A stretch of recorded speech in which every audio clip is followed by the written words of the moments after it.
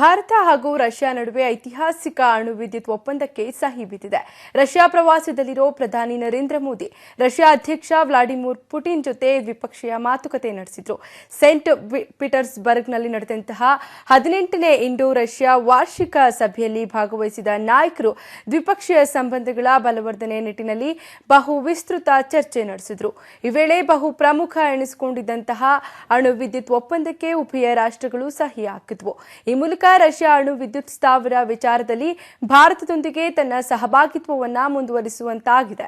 ಸಭೆ ಬಳಿಕ ಜಂಟಿ ಸುದ್ದಿಗೋಷ್ಠಿ ನಡೆಸಿದ ಉಭಯ ನಾಯಕರು ಉಭಯ ರಾಷ್ಟ್ರಗಳ ಐತಿಹಾಸಿಕ ಮೈತ್ರಿಯನ್ನ ಮೆಲುಕು ಹಾಕಿದ್ರು. ಈ ವೇಳೆ ಮಾತನಾಡಿದ ಪುಟಿನ್, ಪಾಕಿಸ್ತಾನದೊಂದಿಗಿನ ಮೈತ್ರಿ ಬಗ್ಗೆ ಭಾರತ ಭಯಪಡುವ ಅವಶ್ಯಕತೆ ಇಲ್ಲ. ಭಾರತದೊಂದಿಗೆ ನಮ್ಮದು ಐತಿಹಾಸಿಕ ಗಟ್ಟಿ ಸಂಬಂಧ ಅಂತ ಹೇಳಿದ್ರು.